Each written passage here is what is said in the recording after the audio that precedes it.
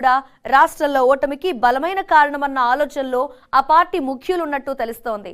MP ఎన్నికల్లో గెలిపే లక్ష్యంగా ఇప్పటి నుండే పావులు కదపాలని భావిస్తోంది బీఆర్ఎస్ పార్టీ. కరీంనగర్తో పాటు ఉత్తర తెలంగాణపై స్పెషల్ ఫోకస్ చేసినట్టుగా స్పష్టమవుతోంది.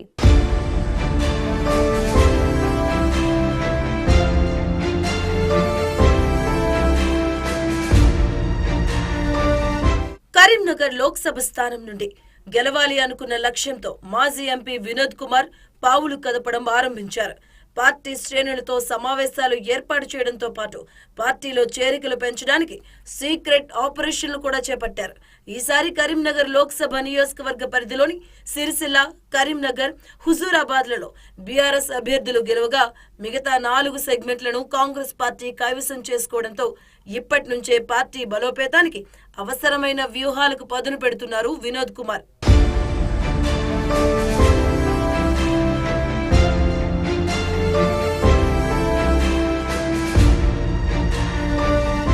అసెంబ్లీ ఎన్నికల్లో వైఫల్యాలను సవరించుకునే క్రమంలో భాగంగా ఆ నియోజకవర్గాల ఇన్ఛార్జీలతో సమీక్షలు నిర్వహిస్తున్నారు.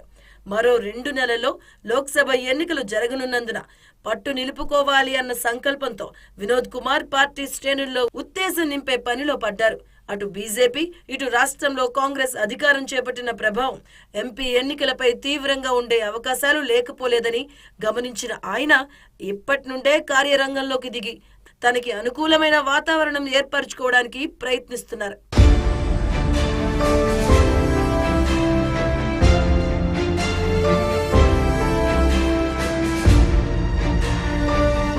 ముచ్చటగా 3వ రాష్ట్రంలో విజయం సాధించడం ఖాయమనుకున్నప్పటికీ తెలంగాణ ప్రజలు ఇచ్చిన తీర్పు బీఆర్ఎస్ పార్టీ శ్రేణులను మింగుడు పడకుండా చేసిందనే చెప్పాలి.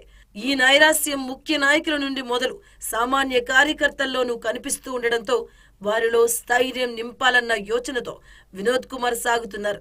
ఓటమి వల్ల పార్టీ శ్రేణుల్లో నెలకొన్న దిగులును దూరం చేయడం కోసం ప్రత్యేక దృష్టి సారిస్తున్నారు. అసెంబ్లీ ఎన్నికల ఓటమితో చప్పబడిపోతే దీని ప్రభావం లోక్సభతో పాటు స్థానిక సంస్థల్లోనూ పడే అవకాశం లేకపోలేదు. ఇక ఈ నేపథ్యంలో ఎంపీ ఎన్నికలే లక్ష్యంగా పార్టీ క్యాడర్ను తీర్చిదిద్దే పనిలో నిమగ్నం అయ్యారు మాజీ ఎంపీ.